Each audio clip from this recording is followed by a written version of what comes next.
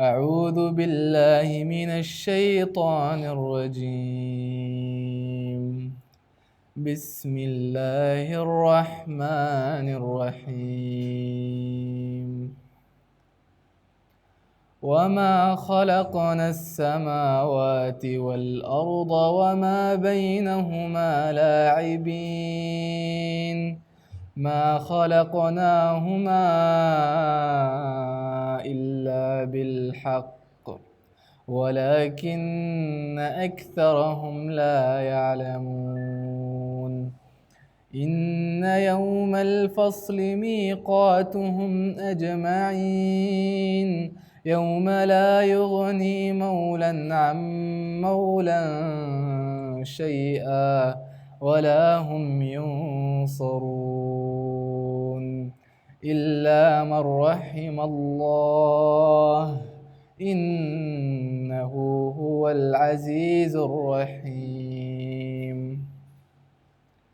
We did not create the heavens and the earth and everything between them in play. We did not create them except with truth, but most of them do not know. Indeed, the day of judgment is the appointed time for them all, the day when no close friend will be of any benefit to another, nor will they be helped, except those upon whom Allah has mercy. Indeed, He is the Almighty, the Most Merciful. Sadaqallah. بسم الله الرحمن الرحيم. الحمد لله رب العالمين، والصلاة والسلام على سيد المرسلين وعلى آله وصحبه أجمعين ومن اتبعهم بإحسان إلى يوم الدين، أما بعد. أعوذ بالله من الشيطان الرجيم. إن الذين يخشون ربهم بالغيب لهم مغفرة وأجر كبير وأسروا قولكم أو اجهروا به إنه عليم بذات الصدور ألا يعلم من خلق وهو اللطيف الخبير.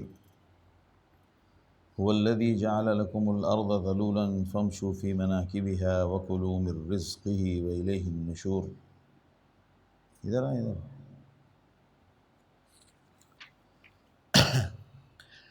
سورہ ملک کی آیتیں جس پر ہم لوگوں کی گفتگو چل رہی ہے، اس سے پہلے جو مضمون تھا وہ کفار کی سزا کا، کہ قیامت کے دن کافر جہنم میں ڈالے جائیں گے اور وہ اس دن اپنے گناہوں کا اعتراف کریں گے اور کہیں گے کہ کاش کہ ہم نے باتیں سن لی ہوتی. یہ ہم لوگ اس پر بہت قرآن میں جہاں جہاں بھی آیا ہے، سمعا وطاعہ، اسمعوا واطیعوا، سننا، اطاعت کا پہلا اسٹیج جو ہے وہ سننا ہے. جب تک سنیں گے نہیں تو اطاعت کیسے کریں گے؟ لہذا سورہ بقرہ کے اخیر کی آیت میں جو جملہ آیا ہے سمعنا واطعنا، سننا پڑتا ہے کہ اللہ کیا چاہتا ہے، اللہ کے قانون پر عمل کرنا کیسے ہے اور اس کا طریقہ کیا ہے. تو یہ جو دینی مجالس میں شرکت ہے یہ بہت اہم ہے، اور تربیت کے انداز سے جو آپ کسی حلقے سے جڑے ہوں وہ آپ کو جتنا فائدہ پہنچائے گا وہ ادھر ادھر کی بازار کی بکھری ہوئی تقریروں سے وہ فائدہ نہیں ہو سکتا ہے. بے شک اس سے کچھ معلومات ہوتی ہیں اور کچھ اصلاح بھی ہو سکتی ہے، لیکن جو تربیت کا طریقہ ہے وہ وہی طریقہ ہے جو اللہ نے اختیار کیا. نبیوں کو ان کی قوم کے پاس بھیجا اور نبی نے وہاں رہ کر مستقل دعوت کا کام کیا. دعوت کا کام کبھی بھی مسافر سے نہیں ہوتا ہے. آپ گئے کہیں دین کا کام کرنے، 4 دن یہاں کیا، 4 دن وہاں کیا، 4 دن وہاں کیا، یہ دعوت کا سنت طریقہ بالکل نہیں ہے، اور اس سے دعوت کا کام نہ عروج پر آئے گا اور نہ مؤثر ہوگا. مؤثر طریقہ یہ ہے کہ ہم یہاں سے کہیں جائیں تو دعوت کے لیے وہاں کے ہو کر رہ جائیں، یہ طریقہ ہے. تاریخ میں بھی، ہماری تاریخ میں علماء امت نے جو تبلیغ یا جو دین کا کام کیا وہ یوں ہی کیا کہ ایک علاقے سے وہ اٹھ کے کہیں گئے اور وہیں کے ہو کر رہ گئے۔ یہ جو مسافر والی دعوت ہے، یہ مسافر والی دعوت سے کبھی بھی کام نہیں ہوتا ہے۔ وجہ کیا ہے؟ نہ قوم داعی کو سمجھ پا رہی ہے اور نہ داعی قوم کو سمجھ پا رہا ہے۔ پتہ جب تک نہیں چلے گا کہ بیماری کیا ہے، خرابیاں کیا ہے، ان خرابیوں کی اصل جڑ کہاں ہے، جو کنفیوژن ہے وہ کہاں سے شروع ہوتا ہے، وہ جب تک بندہ وہاں مقیم نہیں ہوگا معلوم نہیں ہو سکتا ہے۔ تو تربیت کے لیے مقامی محنت سے جڑنا بہت ضروری ہے۔ اور ہمارے ہاں دیکھیے داعی اور مدعو، یعنی داعی اور قوم دونوں، کیا بولوں میں، مطلب دونوں ہی تماشا کرتے ہیں۔ داعی کسی شہر میں جا کے دعوت کے لیے بڑی تقریریں کرتا ہے، نام ہوتا ہے، بڑے بڑے پوسٹر چھپتے ہیں، دنیا آگے پیچھے گھومتی ہے۔ یہ دعوت کا کام نہیں ہے، یہ ہمارا اپنا انجوائے ہے یہ، کیونکہ اس کو یہ معلوم ہی نہیں ہو سکتا ہے کہ وہ جہاں جا رہا ہے وہاں کی بیماری کیا ہے۔ اور قوم کی بھی حالت ایسی ہے کہ جہاں مقامی محنت ہو رہی ہے وہاں پابندی سے حاضری نہیں دیں گے، اور ایک سیلیبریٹی کوئی ملا آ جائے کسی ملک سے، ساری پبلک بھاگی بھاگی بھاگی وہاں جا رہی ہے، جیسے لگ رہا ہے قیامت کے دن فرشتے آج ہی نوٹ کریں گے کس کس کو بخشنا ہے۔ یہ تو تماشا ہے، اس سے تو دین نہیں آتا ہے، اس سے علم بھی نہیں آتا ہے۔ اور یہی چیز اصل میں ہماری تربیت بھی ایسی کی گئی، ہماری تربیت بھی ایسی کی گئی، اور ہمارے بتانے والے بھی ہمیں، اب کوئی بڑی شخصیت آگے جناب بھاگے، آپ یہ بتائیں اللہ کے رسول صلی اللہ علیہ وسلم نے دعوت کا کام کہاں کیا؟ مکے میں کیا۔ پھر کہاں کیا؟ مدینے میں کیا۔ مدینے کے باہر جو دعوت کا کام کرنے کے لیے بھیجا گیا وہ کس لیے بھیجا گیا؟ جہاں بھی بھیجا گیا وہاں اس کو کہا گیا آپ وہیں جا کے بیٹھ کے دعوت کا کام کریں، واپس نہیں آنا ہے۔ حضرت معاذ کو بھیجا یمن، وہیں جانے کا ہے، 1 مہینے میں واپس نہیں آنا ہے، اب آپ کو وہیں کام کرنا ہے۔ حضرت علی کو یمن بھیجا، آپ کو وہیں رہنا ہے۔ جو جا کے واپس آئے ہیں وہ صرف جنگ کے لیے جو جماعتیں گئی ہیں، جو کسی وجہ سے، اور جتنی جنگ کے لیے ٹولیاں گئی ہیں وہ دعوت کے لیے نہیں گئی ہیں، وہ کوئی نہ کوئی وجہ ہوئی ہے، ان کے یہاں طبیعت میں، دماغ میں کوئی فساد پیدا ہوا ہے، اس فساد کو روکنے یا اس کی سزا تنبیہ کے لیے یہ جو ہمارے چھوٹے چھوٹے لشکر گئے ہیں یہ اس لیے گئے ہیں۔ لشکر کبھی بھی دعوت کے لیے نہیں گئے۔ اللہ کے رسول صلی اللہ علیہ وسلم جو طائف گئے دعوت کے لیے نہیں گئے تھے۔ اللہ کے رسول صلی اللہ علیہ وسلم طائف کس لیے گئے تھے؟ کہ مجھے یہاں رہنے دو، مجھے یہاں رہ کر دعوت کا کام کرنے کا چانس دو، آپ سب کا ساتھ چاہیے۔ انہوں نے انکار کیا، صرف دعوت دینے نہیں گئے تھے۔ اللہ کے رسول صلی اللہ علیہ وسلم دعوت دینے کبھی بھی شہر کے باہر نہیں گئے۔ دعوت کا طریقہ یہ ہے کہ آپ جہاں بھی جائیں وہاں بیٹھ کر مقامی طور پر دعوت کریں، دعوت کا کام کریں۔ دعوت سے مراد دین پھیلائیں، ان کو دین پڑھانا بھی سکھائیں، پڑھنا بھی سکھائیں، مسائل بھی بتائیں، احکام بھی بتائیں، اور آپ ان کی تربیت بھی کریں۔ یہ مستقل بیٹھ کے کرنا پڑے گا۔ لہٰذا اللہ نے تمام نبیوں کو اسی طرح بھیجا۔ تو ہمارے یہاں ایک عجیب مزاج ہے، وہ جاپان کا ایک مولوی کی تقریر سننا ہے، افریقہ کے مولوی کی تقریر سننا ہے، ان کی فلاں مفتی، وہ سب سننے میں بہت مزہ آتا ہے۔ مقامی طور پر جہاں محنت ہو رہی ہے، اور اس کا نقصان کیا ہوتا ہے، پھر دنیا میں 4 ہی 5 نام ایسے رہ جاتے ہیں جو سارے لوگ ان سے جڑ جاتے ہیں، باقی جو ان سے زیادہ قابل لوگ دنیا میں موجود ہیں، جب آپ ان کی محنت سے فائدہ نہیں اٹھائیں گے تو پھر ان کی محنت اجاگر کیسے ہوگی؟ ان کی محنت سے فائدہ کیسے اٹھایا جائے گا؟ نہیں اٹھایا جائے گا، دکان بند ہو جائے گی۔ ایک بہت ساز و سامان کے ساتھ آپ کے محلے میں دکان کھلی اور آپ کو عادت ہے 10 کلومیٹر دور جا کے سامان لینے کی، تو نتیجہ کیا ہوگا؟ کچھ دنوں کے بعد وہ دکان بند ہو جائے گی۔ پھر کیا ہوگا؟ آپ ڈیپینڈنٹ ہو جائیں گے صرف ان دکانوں کی جہاں جانے کے آپ عادی ہیں۔ یہ طریقہ نہیں ہے بزنس کا۔ جو دنیا میں جو حاکم گزرے ہیں عقل مند، انہوں نے اپنی سیاست، یعنی اپنی ریاست کی سیاست یہ بنائی کہ ملک میں وسائل پھیلیں، پورے ملک میں صرف جو دارالخلافہ ہے سارے وسائل وہیں جمع ہو جائیں، یہ ملک کی تنگی کی علامت ہے۔ صلاحیتیں ملک میں پھیلنی چاہیے، بکھرنی چاہیے، اور قابل لوگ دنیا میں ہر جگہ موجود ہونے چاہیے، اور ہمیں اپنے مقامی لوگوں سے رابطہ کرنا چاہیے۔ تو یہ بولنے کی ضرورت اس تمہید کا حاصل یہ ہے کہ کفار قیامت کے دن یہی افسوس سب سے پہلے ظاہر کریں گے، کیا؟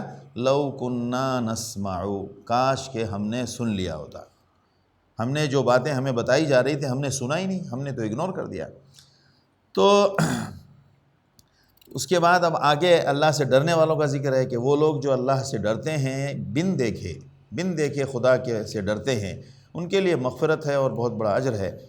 اور وہ اپنی باتیں چھپائیں کھل کر کہیں جیسے بھی کہیں، اللہ اس کو جانتا ہے۔ الا یعلم من خلق، کیا وہی نہ جانے جس نے پیدا کیا ہے؟ یعنی جس نے پیدا کیا ہے وہی نہیں جانے؟ الا یعلم من خلق۔ اور ایک ترجمہ یہ ہے کہ الا یعلم من خلق، کیا وہی نہ جانے جو اپنی مخلوق کو، یعنی خالق ہی اپنے مخلوق کو نہیں جانے، اس سے خالق سے بڑھ کر مخلوق کو کون جانے گا؟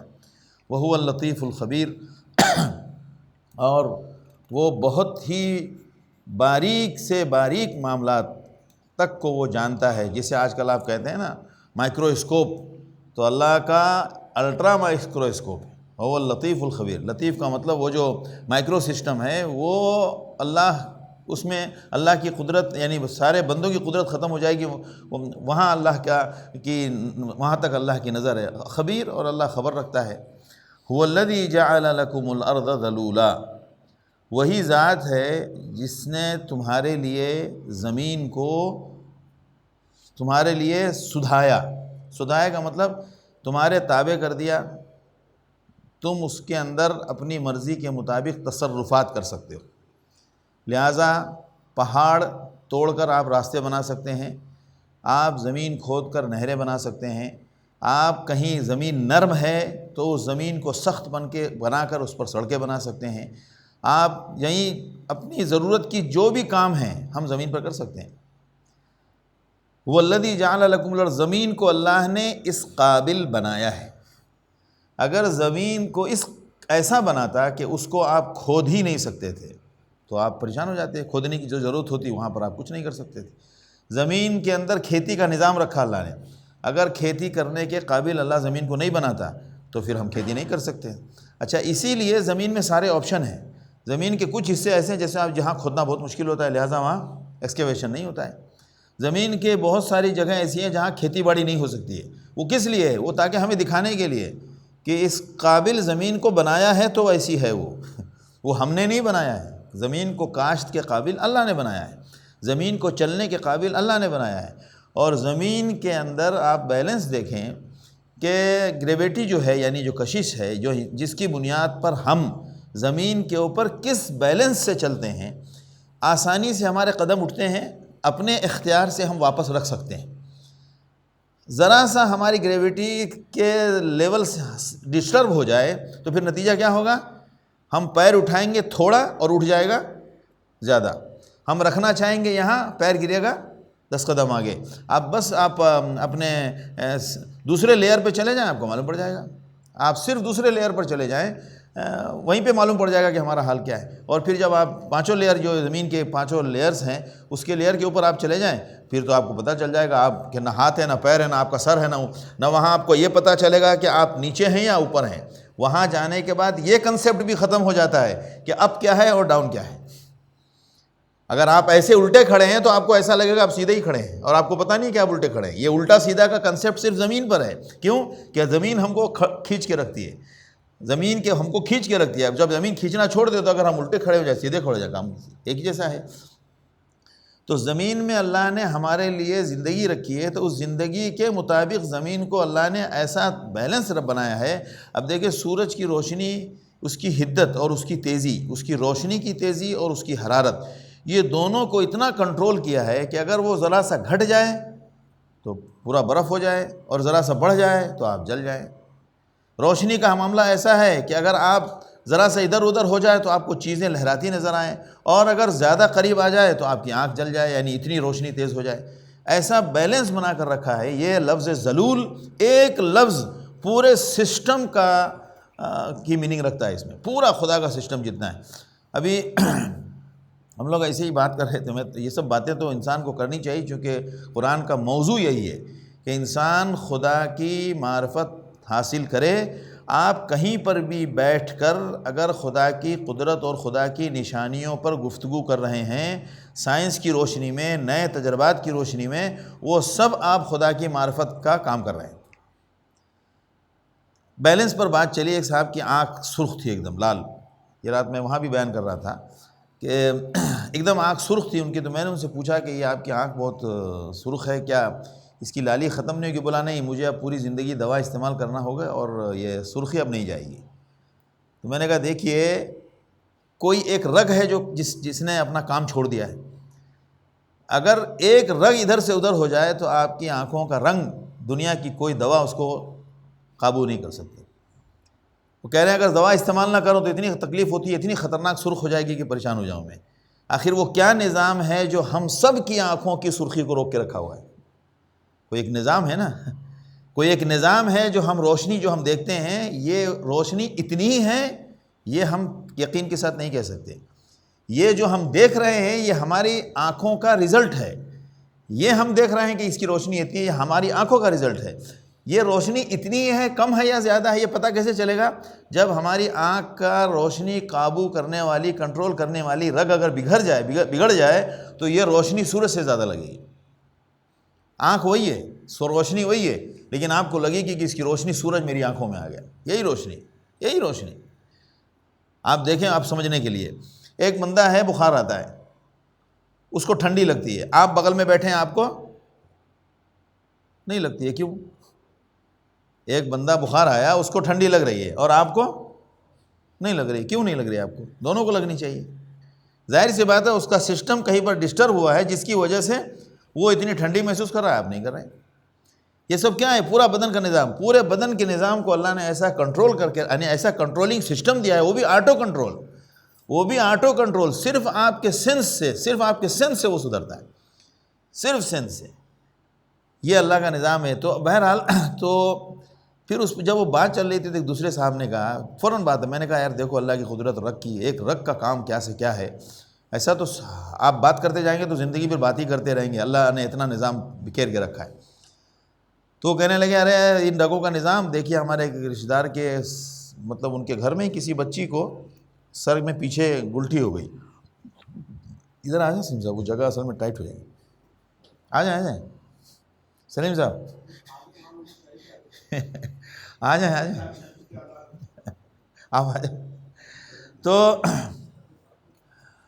وہ کہنے لگے کہ وہ گلٹھی ہم نے کٹوائی تو نتیجہ کیا ہوا؟ بچی کا سر بڑھنے لگا. وہ گلٹھی کٹوائی تو بچی کا سر بڑھنے لگا، یعنی سر بڑھنے لگا. اب وہ پریشان کہ یہ کیا ہو رہا ہے؟ تو اب وہ جناب وہ سر بڑھنے کا مطلب وہ سر بڑھتا جا رہا ہے اور وہ کو قابو نہیں ہو رہا ہے.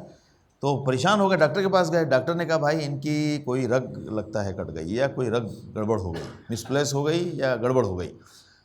اور اس کا اثر معدے تک گیا. اتنی حالت خراب ہوتی تھی، معدے کا نظام خراب ہو گیا، سب ہو گیا. تو معدے والے جب انہوں نے اس کو کنٹرول کیا تو پھر وہ یہاں سے پائپ لگا کے کان سے ایسے گزار کے حلق سے نکالتے ہوئے حلق میں ڈالا، حلق سے ڈالتے ہوئے اس کو معدے میں پہنچایا. ایک پائپ لگا ہوا ہے فل ٹائم. کہہ رہے ہیں کہ وہ پائپ دیکھیں ایک رگ کا نظام کہاں سے کہاں تک ہے، کہ وہ پائپ کے نظام سے وہ تھوڑا نظام چل رہا ہے صحیح، سر کا بڑھنا تو رک گیا. اور اب وہ پتہ نہیں کہاں سے کہاں کنکشن آیا، پھر بھی ان کو ابھی بھی کنٹرول نہیں. ان کے تکے میں بات سمجھ میں آ گئی. اب وہ جناب کہہ رہے ہیں کہ کسی وقت اگر ذرا سا بھی وہ پائپ ادھر سے ادھر ہوتا ہے تو اس بچی کی آنکھ دیکھنے کے قابل نہیں ہوتی ہے، اتنی لال ہو جاتی ہے. اور اغل بغل کے سارے لوگ ڈر جاتے ہیں، اور وہ تھوڑی دیر میں اتنی پریشان ہو جاتی ہے، اس کو چکر آنے لگتے ہیں، اس کو الٹی آنے لگتی ہیں. آپ اندازہ لگائیں، ہمیں کچھ نہیں ہو رہا ہے تو ہمیں لگتا ہے سب کچھ ٹھیک ہو رہا ہے، اور بے شک سب کچھ ٹھیک ہو رہا ہے. لیکن وہ سب کچھ ٹھیک کیوں ہو رہا ہے؟ میرے اپنے پلاننگ سے نہیں ہو رہا ہے، وہ سارا نظام خود بخود کام کر رہا ہے. یہ اللہ کا وعدہ ہے، اللہ کا ایک سسٹم ہے، اللہ اس کو ڈسٹرب ہونے نہیں دیتا ہے.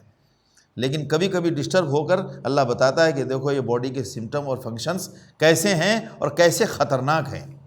اسی لیے اکثر لوگ کہتے ہیں نا کمر کا علاج، کمر پہ بستر پہ پڑے رہو وہ اچھا ہے، کمر کا آپریشن کبھی بھی نہیں کرا رہا. دماغ کے بعد سب سے سینسیٹیو پلیس جو ہے باڈی کا وہ ہے کمر. اگر اس کو ہاتھ لگایا تو پھر کام سیدھا ہو جائے گا. واللہ عالم کسی کا سدھر جائے واللہ، لیکن بہت مشکل ہے، بہت مشکل ہے. تو کہنا یہ ہے کہ ہر چیز کو اللہ نے اس قابل بنایا ہے اور اس کو قابل بنا کے اس سسٹم پہ باقی رکھا ہے. هو الذی جعل لکم الارض ذلولا، وہ ذات ہے جس نے زمین کو تمہارے لیے ذلول بنایا. فمشوا فی مناکبہا، لہذا چلو اس کے شولڈر پہ. میں نے شاید پہلے بھی ذکر کیا تھا. سائنٹیفیکلی اس کو ذرا دیکھنا پڑے گا کہ یہ قرآن نے یہ لفظ کیوں استعمال کیا. قرآن نے یہ نہیں کہا اس کی پیٹھ پہ چلو، جیسے زمین کے لیے ایک لفظ ہے نا ظہر الارض و بطن الارض. ایک روایت میں ذکر ہے نا کہ فبطن الارض خیر من ظہرها، یعنی اگر فتنہ اتنا بڑھ جائے تو پھر زمین کا پیٹ اس کی پیٹھ سے بہتر ہے. تو ظہر الارض تو بولا گیا ہے، لیکن یہ قرآن نے استعمال نہیں کیا ظہر الارض. قرآن نے جو استعمال کیا وہ کیا ہے؟ مناکب، اس کے شولڈر پر چلو۔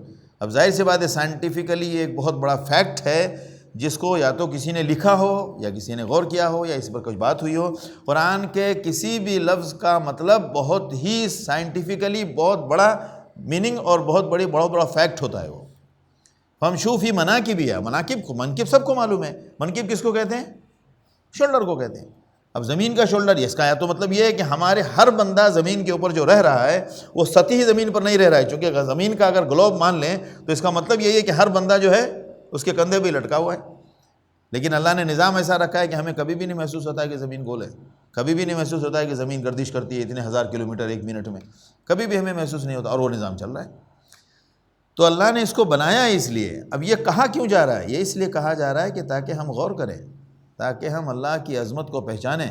اسی لیے روایتوں میں حضرت عیسیٰ کے بارے میں قول ہے نا، تفکر ساعۃ خیر من قیام لیلہ، اللہ کی خلقت، اللہ کی کائنات اور اللہ کی قدرت کے معاملے میں ایک لمحے کا غور و فکر پوری رات کی عبادت سے بہتر ہے۔ یہ جو ہے نا ہمارے یہاں عادت ہے رگڑے مارنے کی، ذکر کرے سوا کوئی فائدہ نہیں ہے، یہ ڈرامہ ہے۔ سبحان اللہ بولو، ایک مرتبہ سمجھ کے بولو کہ کیا کہہ رہے ہو، کہنا کیا چاہ رہے ہو۔ سبحان اللہ، یہ ایک ہزارہ تسبیح والے پیر صاحب کے تسبیح سے بہتر ہے یہ ایک سبحان اللہ جو سوچ کے بولا جائے کہ واقعی یار اللہ کا کمال ہے، اللہ کی ذات واقعی، اللہ کی قدرت، اللہ کی قدرت کے کارنامے عظیم ہیں۔ اصل میں ہمارے یہاں الفاظ کو رٹنے کی عادت زیادہ کرائی گئی، الفاظ کو سمجھنے کی عادت نہیں ڈالی گئی۔ یہ تربیتی مجلسوں میں ہم یہی سب سیکھنے کو ملتا ہے۔ تو فامشوا فی مناکبہا، اس کے کاندھوں پر چلو، وکلوا من رزقہ، اور اس کے رزق سے کھاؤ، والیہ النشور، اور پھر تمہیں اسی کی طرف پلٹ کر آنا ہے۔ نشور یعنی جب اللہ قبر سے نکالے گا تو قبر سے نکلنے کے بعد اسی کی طرف پہنچنا ہے، سارے کے سارے لوگ پھیل کر اسی کے پاس جاؤ گے۔ نشر ینشر تو اصل آتا ہے پھیلنے کے معنی میں، لیکن نشور سے یہاں مراد قبر کے اندر سب بند ہیں، پھر قبر سے سب نکل کے باہر آئیں گے۔ وَإِلَيْهِ النُّشُورُ، قبر سے نکل کے سب کو اللہ کے حضور ہی جانا ہے۔ هُوَ الَّذِي جَعَلَ لَكُمُ الْأَرْضَ ذَلُولًا فَامْشُوا فِي مَنَاكِبِهَا وَكُلُوا مِن رِّزْقِهِ وَإِلَيْهِ النُّشُورُ أَأَمِنْتُم مَّن فِي السَّمَاءِ أَن يَخْسِفَ بِكُمُ الْأَرْضَ فَإِذَا هِيَ تَمُورُ أَمْ أَمِنْتُم مَّن فِي السَّمَاءِ أَن يُرْسِلَ عَلَيْكُمْ حَاصِبًا فَسَتَعْلَمُونَ كَيْفَ نَذِيرِ أَأَمِنْتُم مَّن فِي السَّمَاءِ، کیا تم مطمئن ہو گئے اس ذات سے جو آسمان میں ہے، ان یخسف بکم الارض، کہ تم کو زمین میں دھسا دے، فاذا ہی تمور، اور زمین ہچکولے کھانے لگے، زمین جھولے کی طرح جھولنے لگے، فاذا ہی تمور، یعنی تم زمین پہ جو چل رہے ہو، یہ جو زمین کو ہم نے اس لائق بنایا ہے کہ آپ کا سارا نظام آرام سے چل رہا ہے، اتنی بڑی بڑی بلڈنگیں، اسکائی اسکریپرز بنا رہے ہیں آپ، کیا سوچ کے؟ یہ سوچ کے نا کہ آپ کو معلوم ہے کہ ہم اس میں سکسیس ہو جائیں گے۔ اللہ نے وہ سسٹم بنا کے چھوڑا ہے، اگر اللہ اس سسٹم کو ختم کر لے تو کیا ہوگا؟ نہ بلڈنگیں قائم رہیں گی، نہ بن پائیں گی، اور نہ بننے کے بعد باقی رہ پائیں گی۔ تو کیا تم مطمئن ہو گئے؟ جب یہ نظام ہے تو اس کا مطلب ہے اس نظام کا بنانے والا کوئی ہے، اس نظام کا نام لو، اس نظام سے کو دیکھ کر اللہ سے ڈرو۔ میں دبئی، اس میں کیا نام ہے آپ کا، وہ برج خلیفہ کے پاس جو وہ واٹر شو ہوتا ہے مغرب بعد، میں جب گئے تھے ہم وہاں، آپ یقین کیجئے سب لوگ اس کو دیکھ کے مگن تھے، میں مجھ پر عجیب سی رقت طاری ہو رہی تھی، اور میں کنارے میں کھڑا ہو کے کئی مرتبہ میری آنکھوں سے آنسو آئے، اور مجھے بہت ڈر سا محسوس ہو رہا تھا وہاں۔ اس کی وجہ یہ کہ اتنی زیادہ دنیا داری میں انسان کی غفلت اور اتنا مگن ہونا دنیا کے تماشے کو دیکھ کر، یہ ڈینجر تھا۔ میں بتا رہا ہوں، یعنی مجھے بالکل اچھا نہیں لگا، بالکل نہیں، ایک پیسہ نہیں۔ میں اس دن کو آج بھی یاد کرتا ہوں تو مجھے دل چاہتا ہے کہ اگر میرے پاس کوئی چیز ہو تو میں اس کو پھینک کر اس کو تباہ کر دوں، اس کو برباد کر دوں۔ یعنی کوئی ایسی چیز جس میں انسان اتنا مگن ہو جائے کہ خدا بھول جائے، پھر اس کا دھنس جانا اچھا ہے، اس کا مٹ جانا اچھا ہے۔ مجھے مطلب آج تک وہ سین یاد ہے، مطلب ایک سیکنڈ بھی ہمارے تو خیر، تو کہنے کا یہ ہے کہ کیا انسان مطمئن ہو گیا ہے؟ آپ دیکھیں کیا کیا کرتا ہے۔ زمین پہ شراب نہیں پیتے ہیں، فلائٹ میں جائیں گے تو وسکی چاہیے، یعنی حیرت کی بات ہوتی ہے۔ لا الہ الا اللہ، خدا کی قسم، آپ کتنے خطرے کی حالت میں ہوتا ہے انسان۔ مسلمان بھی، میں تو مسلمانوں کی بات کر رہا ہوں، مسلمان مانگتے ہیں، کتنے خطرے کی حالت میں ہوتا ہے. ذرا سا ایئر ٹربولنس ہو جائے تو آپ دیکھیے، اور اکثر ہوتا ہے، ذرا سا ایسے ہو تو دیکھیں لوگوں کی حالت کیا ہوتی ہے. یعنی آپ بتائیں ہم کتنے خطرے کی حالت میں ہوتے ہیں. ذرا سا بھی کچھ ہوا تو پھر سب کچھ ہو جائے گا. اور انسان، قرآن کہتا ہے آمین تم من فی السماء، کیا تم مطمئن ہو گئے؟ یعنی اگر کچھ نہیں ہو رہا ہے تو اس کا مطلب ہے کوئی نہیں ہے. کچھ نہیں ہو رہا ہے تو اس کا مطلب کوئی نہیں ہے. کوئی سسٹم کا، کوئی برانڈ اونر نہیں ہے، کوئی پراپرٹی اونر نہیں ہے. یعنی کوئی تو ہے نا بھائی. سب مالک سو سکتا ہے، مالک مر سکتا ہے، لیکن خدا حی لا یموت ہے. اور خدا لا تاخذہ سنۃ ولا نوم ہے، اس کو اونگ بھی نہیں آتی. وہ لطیف الخبیر ہے. وہ ایک ایک ذرے کو، ایک ایک آسمان کے ٹکڑے کو، ایک ایک زمین کے ذرے کو، مچھلی کی ایک پیٹ میں اگر ایک چھوٹا سا انڈا ہے، 7 سمندر، مطلب سمندر کے 7 تہہ کے نیچے، وہاں اس انڈے کو بھی وہ خدا جانتا ہے، اور اس کو بھی وہی کنٹرول کر رہا ہے. اللہ کا نظام ہے آمین تو من فی السماء، تو ہم مطمئن ہو جاتے ہیں. یعنی کہیں پر بھی کچھ ڈر کرتے ہوئے انسان کو خوف ہونا چاہیے. سمندر کے اندر مستیاں ہو رہی ہیں، کروز جو ہے سمندر میں تیر رہے ہیں، اور جناب ساری مستیاں وہاں ہو رہی ہیں. 1 سیکنڈ میں ٹائٹینک کو ڈبا کے دکھا تو دیا. اب کیا ہر دن تو نہیں دکھائے گا اللہ؟ ایک ٹائٹینک کو ڈبا کے تو دکھا دیا، ہر دن تو نہیں دکھائے گا. فَإِذَا هِيَ تَمُورُ آمنتم من فی السماء، کیا تم مطمئن ہو گئے اس ذات سے جو آسمان میں ہے، ان یرسل علیکم حاصبا، کہ تم پر پتھروں کی بارش کر دے. آخر پتھروں کی بارش تو ہوتی ہے نا. یہ جو اولے برستے ہیں تو پتھروں کی بارش ہے. یہ تو خیر پانی ہے، جمتا کیسے آپ یہ اندازہ لگائیں. ادھر کہیں برف کی مشین لگی ہے؟ کبھی غور کریں آپ، اللہ کا نظام دیکھیں. اوپر برف کی مشین تو نہیں لگی ہے، اور نہ ایسا ہے کہ اوپر برف رکھے ہوئے ہیں، اس کو اللہ ابھی برف والا آپشن چلا دیا، ابھی واٹر والا آپشن چلا دیا. ایسا تو ہے نہیں. وہ اس انداز سے چلتا ہے کہ راستے میں ہی وہ برف بنتا ہے اور راستے زمین پہ گرتا ہے. اب اندازہ لگائیں کہ خدا کی قدرت کا کیا نظام ہے، کیسے وہ سب ہوتا ہے. اور اللہ یہ سب دکھانے کے لیے، تو کیا تم مطمئن ہو گئے کہ بارش، یعنی وہ خدا جو آسمان میں ہے وہ پتھر کی بارش تم پر نہیں کرے گا؟ مطمئن ہو گئے تم؟ فَسَتَعْلَمُونَ كَيْفَ نَذِيرٌ، اور پھر تم کو پتہ چل جائے گا کہ پھر اللہ کی طرف سے الارم کیسے بجتا ہے، اللہ کی طرف سے آگاہ کیسے کیا جاتا ہے. اب اس آیت میں دیکھیے ایک لفظ ہے آمنتم من فی السماء، کیا تم مطمئن ہو گئے اس ذات سے جو آسمان میں ہے. تو اس کا مطلب یہ نہیں ہے کہ اللہ کی ذات آسمان میں ہے، کیونکہ آسمان ایک جگہ کا نام ہے، ایک پورشن ہے، ایک اسپیس کا نام ہے نا. مطلب ایک جگہ ہے، آسمان ایک جگہ ہے، زمین ایک جگہ ہے، آسمان بھی ایک جگہ ہے، ایک جگہ پر ہے. وہ اس کو حیز کہتے ہیں عربی میں. تو کیا اللہ کی ذات آسمان میں ہے؟ تو یہ اصل میں تعبیر ہے، تعبیر. جیسے ما دامت السماوات والارض، قرآن کہتا ہے کہ وہ لوگ جہنم میں رہیں گے جب تک کہ زمین و آسمان ہے. ارے جہنم میں رہیں گے زمین و آسمان کے ختم ہونے کے بعد تو جنت جہنم کا قصہ شروع ہوگا. تو زمین و آسمان کے باقی رہنے کا، جب تک سورج چاند رہے گا تیرا نام رہے گا والی بات، تو ویسا والا معاملہ ہے کہ جب تک زمین آسمان رہیں گے تو جنت رہے گی. بلکہ جنت کا تو معاملہ ایسا ہے کہ آسمان ختم ہو جائیں گے، اذا السماء انشقت، اذا السماء انفطرت، اور واذا الارض مدت، یہ سب ہونے کے بعد تو حشر کا میدان قائم ہوگا. اس کے بعد جنت جہنم کا سلسلہ ہوگا. تو پھر یہ تعبیر، یہ اصل میں عربی کی تعبیر ہے جس کو ہم اپنی زبان میں استعمال کرتے ہیں. تو جیسے ہم کہتے ہیں اوپر والا، تو وہ جو اوپر والا ہے وہ نیچے والا نہیں ہے.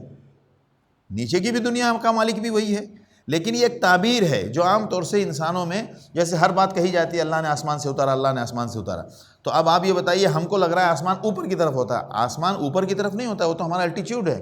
ورنہ آسمان تو دائیں بھی ہے بائیں بھی ہے، زمین بیچ میں ہے، زمین کے اوپر بھی آسمان ہے، زمین کے دائیں بھی آسمان ہے، زمین کے بائیں بھی آسمان ہے، اور زمین کے نیچے بھی آسمان ہے. ورنہ زمین کے نیچے کیا ہے بتائیے؟ زمین کے نیچے کیا ہے؟ زمین کے نیچے کچھ کیا ہے؟ مطلب اوپر آسمان ہے، نیچے کیا ہے؟ زمین تو بیچ میں لٹکی ہوئی ہے، پھر زمین کے نیچے کیا ہے؟ یعنی یہ گلوب ہے، اس کو آپ نے یہاں لٹکایا ہے، یہ آسمان ہے، یہ ادھر آسمان ہے، ادھر آسمان ہے. پھر نیچے والے پورشن میں کیا ہے؟ آسمان تو ہمیں گھیرے میں لیا ہوا ہے نا، بیچ میں ہے، ساری چیزیں معلق ہیں. تو آسمان کو، لیکن ہماری تعبیر میں ہم کیا بولتے ہیں؟ جہاں سے بھی بندہ آسمان کی بات کرے گا وہ اس کے اوپر ہوگا.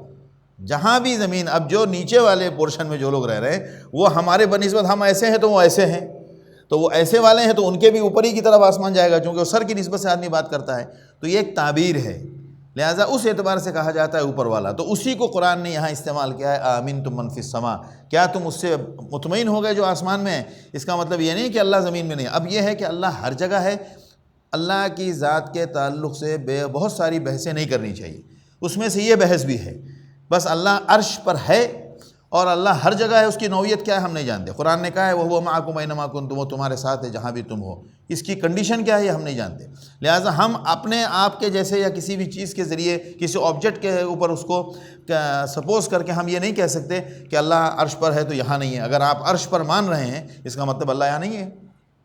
واللہ عالم، اللہ کی ذات کے تعلق سے جب کوئی بات آئے تو اس پر بات نہیں کرنی چاہیے، ورنہ اگر ایسا ہے تو ایسا ہوگا نہیں ہے۔ ہمیشہ یاد رکھیں، ہمیشہ اللہ کی ذات کی بات جہاں ہے زبان روک لیں فوراً۔ جیسے پرسنلز پر جب ہم ڈسکس کریں تو جیسے ہی صحابہ کا چیپٹر آئے منہ بند کر لیں، مطلب بھائی ہمیں اتنا مطالعہ نہیں ہے، یہ وہی بات کر سکتا ہے جس کا مطالعہ گہرا ہو، جس کا مطالعہ گہرا ہو کر سکتا ہے، عوام کا کام نہیں ہے۔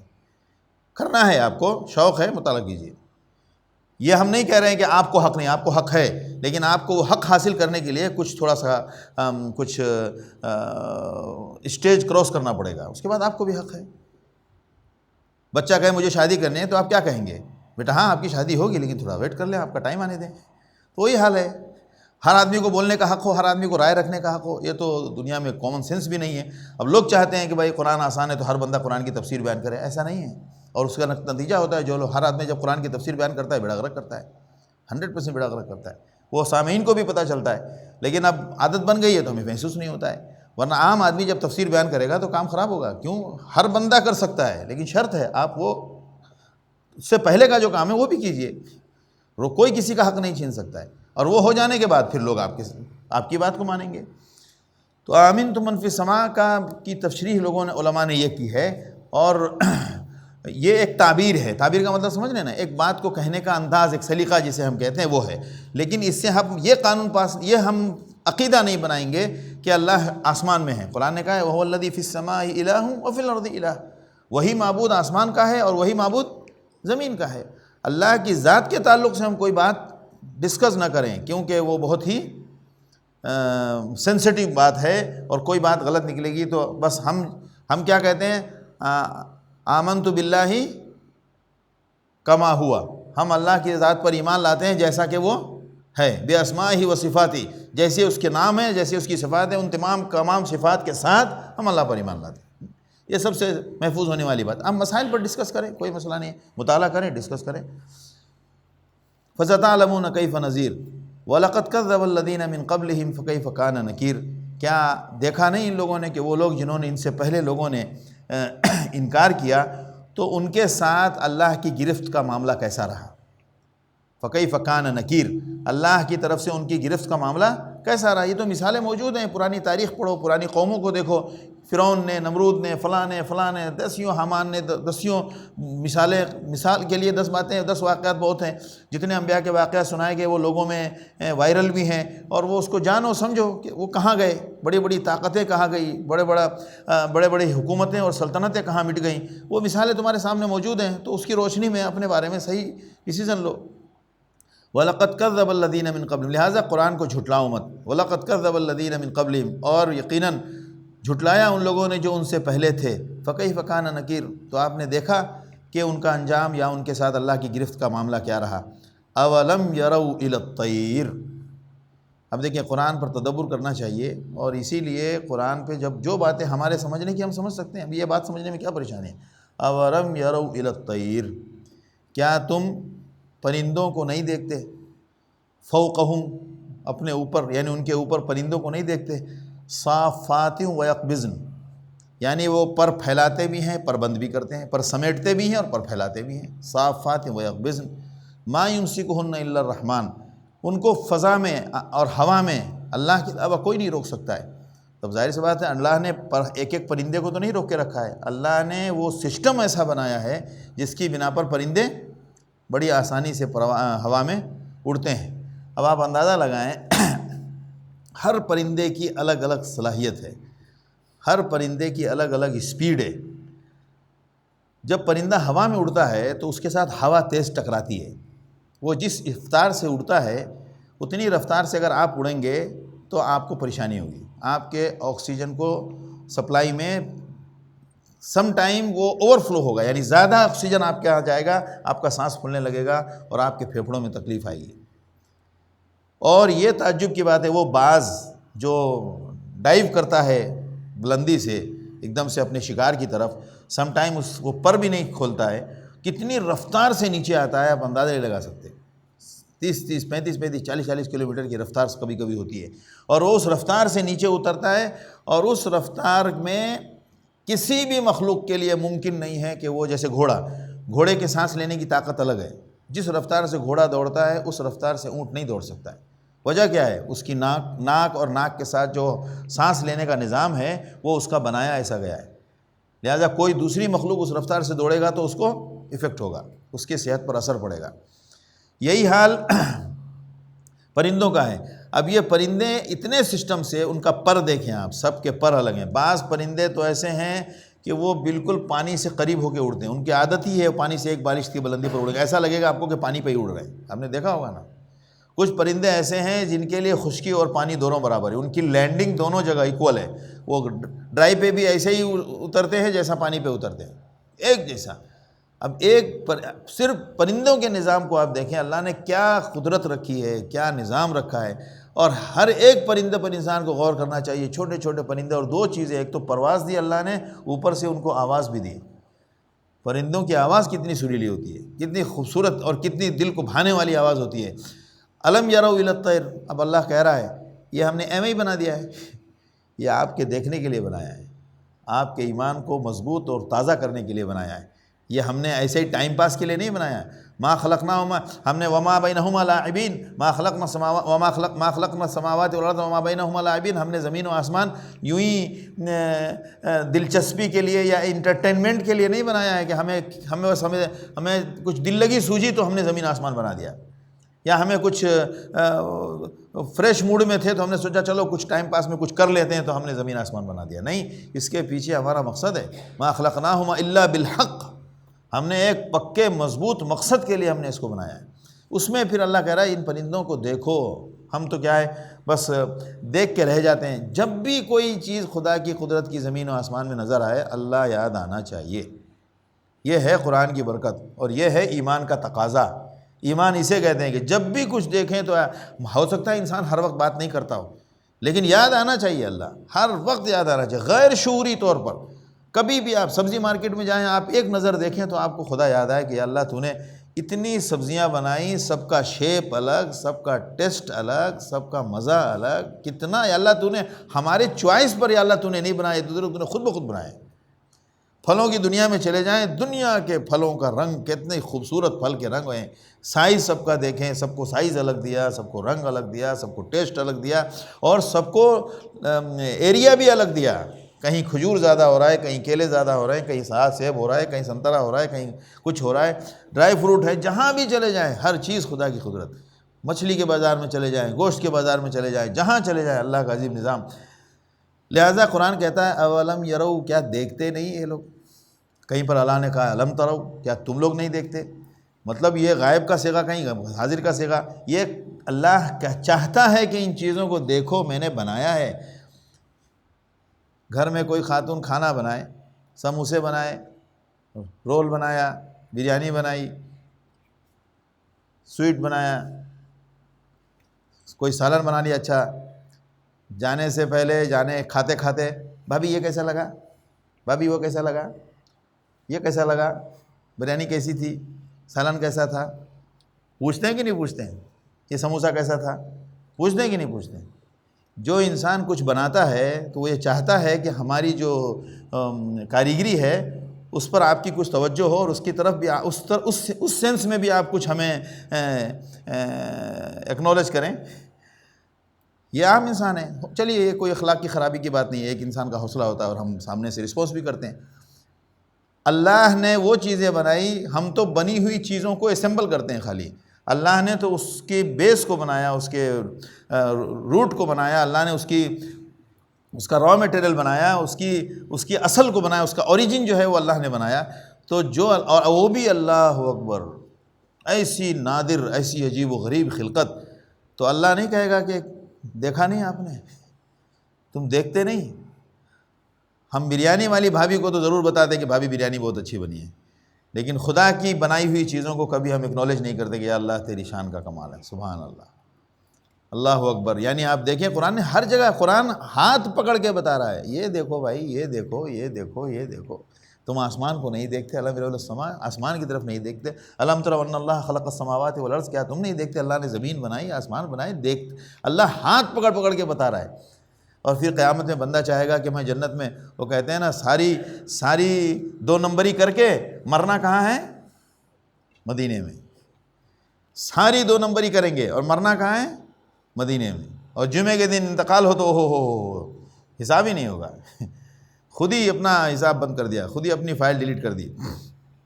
الم یروا الی الطیر، کیا تم دیکھتے نہیں پرندوں کو؟ اور واقعی پرندے تو واقعی عجیب اللہ کی مخلوق ہے۔ مجھے تو خاص طور سے خدا کی مخلوق میں پرندوں کے ساتھ تو میرا ایموشن ذرا بہت ڈیفرنٹ ہے، بہت ڈیفرنٹ ہے۔ میں مطلب بچپنے سے لے کے آج تک کسی بھی پرندے کو دیکھتا ہوں مجھے اس وقت فوراً اللہ یاد آتا ہے۔ چھوٹا سا پرندہ ہے، میرے خیال سے اتنا بڑا ہوگا، ایک انگلی کے برابر، انگلی کے برابر بھی اس کے اوقات نہیں ہوگی، اس کا پیٹ ویٹ سب نکالیں گے تو ایک پور کے برابر بھی نہیں ہوگا۔ وہ بلو کلر کا پرندہ، اکثر پرندوں بھی خاص طور سے ان علاقوں میں زیادہ رہتا ہے، یہ خشکی کے علاقوں میں، وہ ببول کے درخت پر، اس پر آپ کو ادھر بہت ملے گا، شاید کسی نے دھیان نہ دیا ہو۔ بلو کلر کا، اس کی چونچ تھوڑی لمبی ہوتی ہے، بالکل ڈارک بلو، شائننگ اس کے پر ہوتا ہے، انتہا کی خوبصورتی۔ آپ دیکھیں تو میں کہتا ہوں اگر وہ میرے سامنے ہو تو میں گھنٹوں اس کو بیٹھ کے دیکھتا رہ جاؤں۔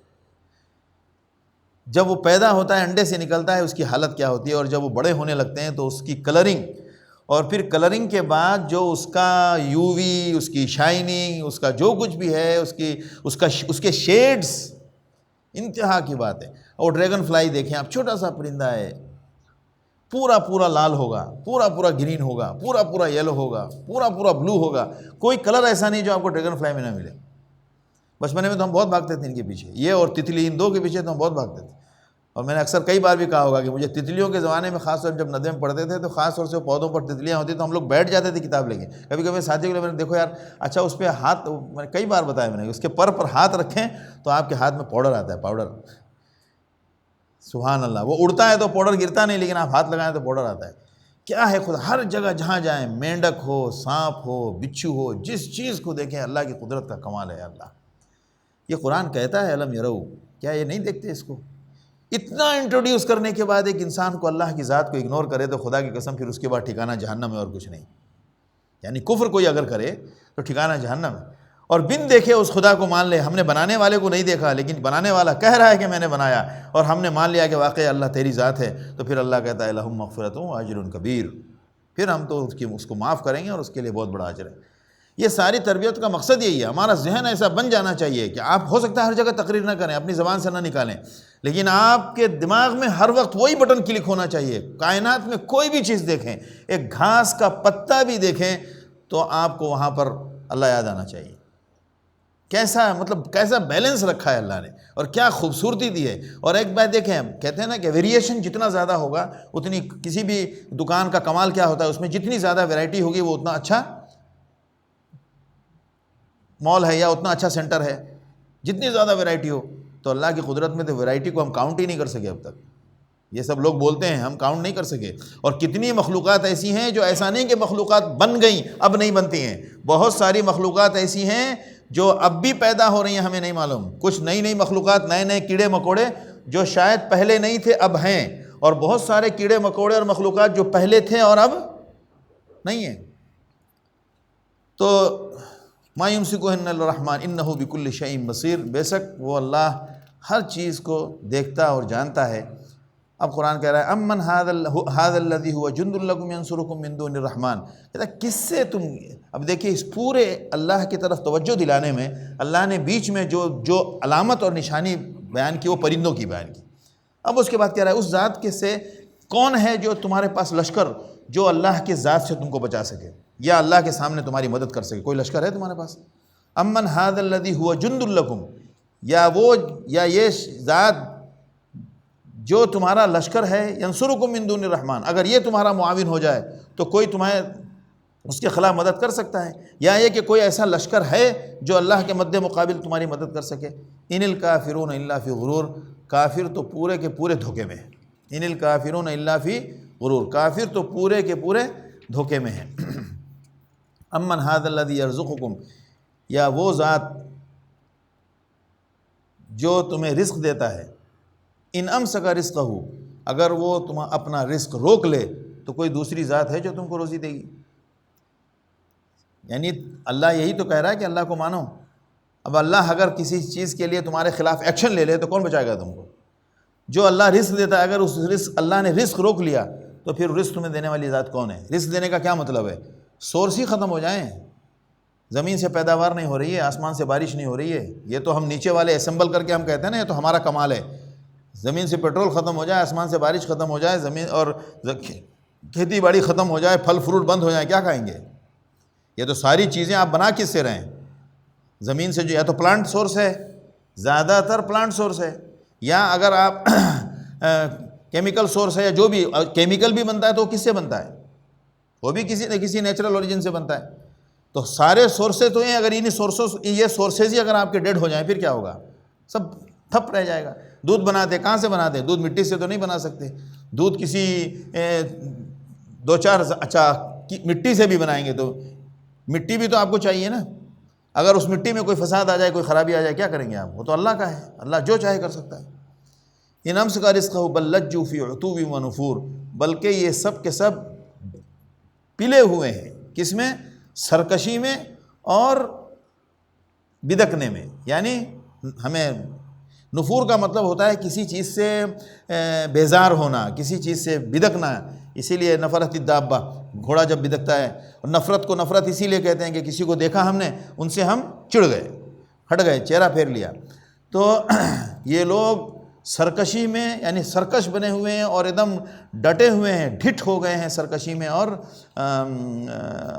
بیزاری میں، خدا کے دین کے معاملے میں اور خدا کی معرفت حاصل کرنے کے معاملے میں۔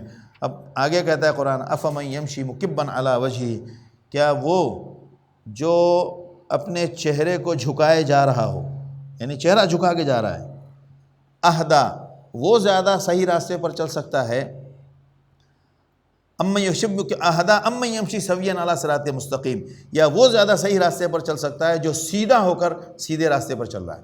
سمجھے آپ؟ ایک بندہ سر جھکائے ہوئے ہے، دائیں بائیں کچھ نہیں دیکھ رہا ہے، تو سر جھکا کے جو آدمی چلے گا اسے کیسے پتہ چلے گا کہاں پر راستہ دایاں ہو رہا ہے، کہاں پر بایاں ہو رہا ہے، کہاں پر گڑھا آ رہا ہے، کہاں پر چڑھائی ہے؟ وہ سیدھا جا رہا ہے، اگر گڑھا ہوگا تو گر جائے گا، اگر چڑھائی ہے تو ٹھوکر کھائے گا، اگر راستہ مڑ رہا ہے تو راستہ ادھر جا رہا ہے وہ سیدھا جائے گا، اسے پتہ ہی نہیں نا۔ یہ تو دیکھنے کے لیے آپ کو اپنا چہرہ، اپنی پوزیشن ٹھیک کرنی پڑے گی نا۔ تو قرآن کہتا ہے ایک بندہ سر جھکائے جا رہا ہے، اسے نہیں معلوم سامنے سے کیا آ رہا ہے نہیں آ رہا ہے، تو ایک بندہ کیا وہ جو سر جھکائے راستے پر چل رہا ہو اور وہ جو سیدھا ہو کر راستے پر راستہ دیکھ کر چل رہا ہو، کیا دونوں برابر ہو سکتے ہیں؟ نہیں ہو سکتے ہیں۔ تو یہ جو کافر ہیں یہ کیا ہے؟ یہ کافروں کے پاس کوئی لاجک نہیں ہوتی ہے، ان کے پاس ایک ہی لاجک ہے، یہ ہمارا دھرم ہے، ہمارے باپ دادا ایسا کرتے تھے، ان کے پاس لاجک کچھ نہیں ہے، اپنے مذہب کو ثابت کرنے کا کوئی لاجک نہیں ہے ان کے پاس، کوئی لاجک نہیں سوائے ضد کے اور سوائے انکار کے۔ تو قرآن کہہ رہا ہے کہ اب تم تو اگر یہ جو گمراہی پہ چل رہے ہو یا کفر پہ ڈٹے ہوئے ہو، وہ تو صرف اس لیے کہ اندھ بھکت ہو، چلے جا رہے ہو بس آنکھ بند کر کے، اسی لیے اسلام میں تقلید پسندیدہ نہیں ہے۔ کوئی بزرگ صاحب نے کوئی بات بتا دی، یہاں پر اس پر علماء نے یہاں پر یہ بھی لکھا ہے، اللہ نے آپ کو عقل دیا ہے، دماغ دیا ہے، آپ اپنے عقل و دماغ سے بھی سوچیں، آپ کی ذمہ داری بنتی ہے کہ آپ کو کوئی بات بتائی گئی تو آپ اس کو پوچھیں، اس کی تفصیل جانیں۔ اگر آپ کو کسی نے کوئی ذکر بتایا، آپ اس ذکر کی حقیقت جانیں پہلے، صرف حدیث لکھا ہے تو اس کو حدیث کی بنیاد پر آنکھ بند کر کے ماننا ہمارا کام نہیں ہے، بلکہ ہم پہلے جانیں کہ یہ حدیث صحیح ہے کہ نہیں صحیح ہے۔ اور آج کل تو سوشل میڈیا میں خاص طور سے، آج کا ٹاپک کیا تھا خطبے کا؟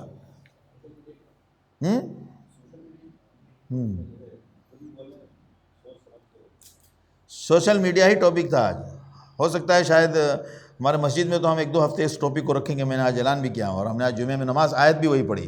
قرآن میں ہے نا کہ وَإِذَا جَاءَهُمْ أَمْرٌ مِّنَ الْأَمْنِ أَوِ الْخَوْفِ، جب ان کے پاس کوئی امن اور کوئی خوشی اور کوئی سلامتی اور راحت والی بات آتی ہے، یا کوئی خطرے اور کوئی خوف والی بات آتی ہے، اذاعوا بہ، لے کے اڑ پڑتے ہیں، پھیلا دیتے ہیں، آج کے لینگویج میں فارورڈ کرتے ہیں سوشل میڈیا والے، کوئی بھی ویڈیو آیا پھٹ سے فارورڈ، امریکہ ڈوب گیا، ہندوستان جل گیا، بنگلہ دیش اڑ گیا، پاکستان پھیل گیا، یہ سب کچھ بھی خبر آئے گی فارورڈ کر دیں گے، اس نے اس کو مار دیا، وہ ادھر ختم ہو گیا، کچھ بھی.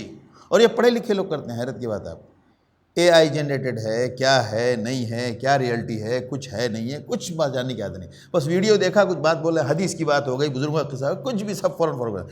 سب سے پہلی عادت ہمیں سیکھنا چاہیے کہ ہمیں کچھ بھی فارورڈ نہیں کرنا ہے، نہ ٹیکسٹ فارمیشن میں اور نہ ویڈیو میں، نہ آڈیو نہ ویڈیو نہ ٹیکسٹ، کچھ بھی فارورڈ نہیں کر رہا. جو آیا ڈیلیٹ کرو. تمہارے کام کی چیز ہے پڑھو، بعد میں ڈیلیٹ کرو. جو آپ کے کام کا معاملہ ہے وہ الگ ہے.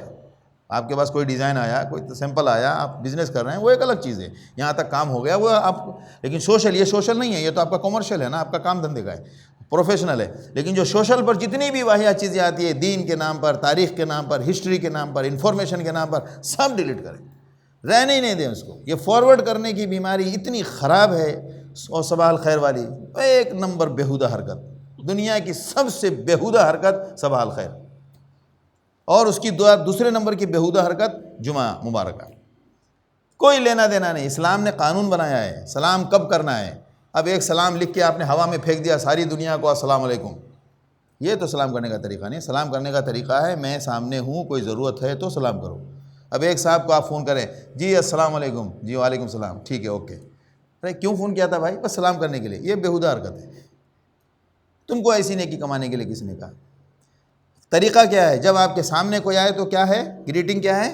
السلام علیکم. جب آپ نے کسی کو کسی ضرورت کے لیے فون کیا تو وہاں پر آپ بات شروع کہاں سے کریں گے؟ السلام علیکم. سلام کرنے کے لیے کسی کو فون کرنا یا کسی کے پاس سامنے جا کے خالی سلام کرنے کے لیے اس کے پاس جانا، یہ کبھی بھی عبادت نہیں رہی.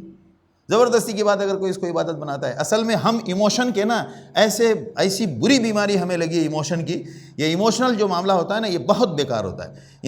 اسلام ایموشن کا نہیں ہے، اسلام ریشن کا ہے. اسلام کے فیکٹس ایموشنل نہیں ہیں. یہ جتنی بزرگی اور جتنی اندھ بھکتی چلتی ہے وہ صرف ایموشنل پر چلتی ہے. اسلام ریشنل پر ہے، پورا 100% ریشنل ہے، ایک دم ریشنل. یعنی پوری اس کے اندر معقولیت ہے. اس کو سمجھیں اور اس کو سمجھنے کے لیے اللہ نے ہمیں سورس دیا ہے. وہی قرآن کہہ رہا ہے یہاں پر کہ فَمَن يَمْشِ مُكِبًّا عَلَىٰ وَجْهِهِ أَهْدَىٰ أَمَّن يَمْشِ سَوِيًّا عَلَىٰ صِرَاطٍ مُسْتَقِيمٍ. قرآن کہتا ہے قُلْ هُوَ الَّذِي أَنشَأَكُمْ، اس نے تم کو پیدا کیا. وَجَعَلَ لَكُمُ السَّمْعَ وَالْأَبْصَارَ وَالْأَفْئِدَةَ. آنکھ بند کر کے کسی کے پاس چلنے کے لیے تم کو یہ تین چیزیں نہیں دیں. ہمارے پاس کسی بھی چیز کو سوچنے سمجھنے یاد کرنے کے تین سورس ہیں: سننا، دیکھنا اور سوچنا، دماغ. جعل لکم السمع والابصار والافئدہ. یہ ہم نے تم کو یہ چیزیں اندھے بن کے کسی کے پیچھے چلنے کے لیے دیا ہے. یہ سب کے پاس سیپریٹ ڈیوائس ہے، سب کے پاس سیپریٹ آپشنس ہیں، سیپریٹ ایپلیکیشن ہے. یہ سب کے پاس انڈیویجولی ان بلٹ ایپلیکیشن ہے. یہ آپ کو دوسرے کے پاس یا دوسرے کے اوپر آپ اب مثال کے طور پر کسی کے فون میں کوئی ایپ ڈاؤن لوڈ ہے، اب اس کے ایپ سے میرے اس میں ڈاؤن لوڈ ہو جائے گا؟ نہیں ہوگا، مجھے کرنا پڑے گا. اب ہم سوچ رہے ہیں کہ میرے پاس کیوں نہیں کھلا؟ بھائی آپ کے پاس کھلے گا کیسے؟ آپ اس ایپ کو یوز کرو نا. جب ایپ کو یوز کریں گے، اب ہمیں ایپ ملا ہوا ہم یوز نہیں کر رہے ہیں. وہ کیا بولتے ہیں اس کو، شیئر اور بلوٹوتھ پہ کام چلا رہے ہیں. بلوٹوتھ سے کتنے دن کام چلائیں گے؟ 2 منٹ میں ہٹیں گے، کام ختم. اپنے اپلیکیشن کو ساتھ میں رکھو، ہر جگہ یوز کر سکتے ہیں. بلوٹوتھ پہ کتنے دیر کام کریں گے؟ جگہ ہٹی، کام ختم. یا ہم لوگ بلوٹوتھ والے مسلمان ہیں؟ یہ جتنے مقلد اندھ بھکت ہوتے ہیں سب بلوٹوتھ ہیں. وَجَعَلَ لَكُمُ السَّمْعَ وَالْأَبْصَارَ وَالْأَفْئِدَةَ قَلِيلًا مَا تَشْكُرُونَ قُلْ هُوَ الَّذِي ذَرَأَكُمْ فِي الْأَرْضِ وَإِلَيْهِ تُحْشَرُونَ. آپ ان سے کہہ دیجئے کہ وہی ہے جس نے تم کو پیدا کیا زمین میں، وَإِلَيْهِ تُحْشَرُونَ، اور پھر دنیا سے رخصت ہونے کے بعد پھر اسی کے پاس تم سب کو جانا ہے. اب آگے ہے وَيَقُولُونَ مَتَىٰ. آخرت کا ذکر چل رہا ہے، تو آخرت کے ذکر کے تعلق سے آگے اور آیتیں آ رہی ہیں. انشاءاللہ ہم لوگ اگلے ہفتے وہ جو ہمارا معاشیات والا ٹاپک ہے اس کو ہم لوگ انشاءاللہ اگلے ہفتے ڈسکس کریں گے. باضابطہ 2-3 ہفتے اس پر ہم، چونکہ حضرت ابوبکر صدیق کی زندگی کے احوال بیان ہو گئے، حضرت عمر کا شروع کرنے سے پہلے ہم یہ معاشیات والے ٹاپک پر ذرا ڈسکس کریں گے. معاشیات کا کیا مطلب ہے؟ کل ہم نے وہاں ڈسکس کی. بہت سارے لوگوں نے کہا بھائی اس پر تو کبھی بات ہی نہیں ہوتی، اس پر تو سب سے پہلے بات ہونا چاہیے. جیسے ہمارے یہاں جو پراپرٹی کا سسٹم ہے، گھر میں لوگ کما رہے ہیں. پہلے بہت ہوا ایسا، ایک بھائی کما رہا ہے تو پورے گھر کو دیکھ رہا ہے. اب جناب پراپرٹی لے رہے ہیں تو ایک بھائی کما رہا ہے، اس نے پراپرٹی لی، گھر کے سارے لوگوں کے نام سے لے لی. وراثت کا نظام خراب ہے. باپ کی تقسیم ہوئی، جناب سارا بیٹوں کے نام چلی گئی، بیٹیوں کی وراثت ابھی تک باقی ہے. بہت ساری ایسی خرابیاں ہیں جو معاشیات میں داخل ہیں. یعنی مال کے تعلق سے جو ہمارے سماج میں معاملہ ہے وہ بالکل اسلام کے مطابق نہیں الا ماشاء اللہ. اور خاص طور سے یہ جو کمبائن فیملی میں یہ جو ہمارے یہاں بیٹا کما رہا ہے قربانی باپ کے نام سے کر رہا ہے، بیٹا کما رہا ہے ابا کو پہلے حج کرنے بھیج رہا ہے. ایک تو شکل یہ ہے کہ ہم پر فرض ہی نہیں ہے، 4 بھائیوں نے ایک ساتھ پیسے مل کے بھیجا وہ الگ بات ہے، اور ایک ہے کہ فرض ہے اور اپنا فرض چھوڑ کے والدین کو بھیج رہا ہے. یہ سب مسائل جاننے کے ہیں، باریکیاں جو ڈسکس ہونی چاہیے کہ انسان کی کمائی کا کیا حق ہے اور کیسے کیا ہونا چاہیے. ورنہ اکثر دیکھا گیا ہے بہت سارے لوگوں نے ہم سے مسئلے پوچھے، کم سے کم 2500 لوگوں نے مسئلے پوچھے، ارے بھائی پوری زندگی ہم نے کام کیا، ہم نے اتنا ایکڑ زمین خریدا اور جناب اب ہمارے کام کے لائق نہیں رہے، اور جب تقسیم کا مسئلہ آیا تو اس کو کیسے تقسیم کریں، خریدا پورا میں نے اپنے پیسے سے، بیوی بچے پیچھے پڑے ہوئے کہ تو ہمارے ابو نے خریدا ہے، اب وہ گھر والے سارے حصے دار برابر ہیں کیونکہ زمین باپ کے نام کی ہے، کیا مسئلہ بنے گا اس پر. یہ مسائل کلیئر ہی نہیں ہے اور نہ بتایا گیا. ڈے فرسٹ سے ہمارا اس معاملے میں ہمیں کلیئر ہونا چاہیے، ڈے فرسٹ سے ہمیں کلیئر ہونا چاہیے. اس میں اسلام کا قانون ہے، اس کو کہتے ہیں اسلام کا قانون ملکیت. یہ اگر ہمیں سمجھ میں آ گیا نا تو سب جگہ معاملہ ٹھیک ہو جائے گا. اور اس سے نقصان کیا ہوتا ہے؟ بالکل شریعت اس کی قائل نہیں ہے، شریعت بالکل اس کی قائل نہیں. شریعت کہتے ہیں ایک دم سیدھا چلے. سبحان اللہ و بحمدہ، سبحانک اللہم و بحمدک، نشہد ان لا الہ الا انت، نستغفرک و نتوب الیک.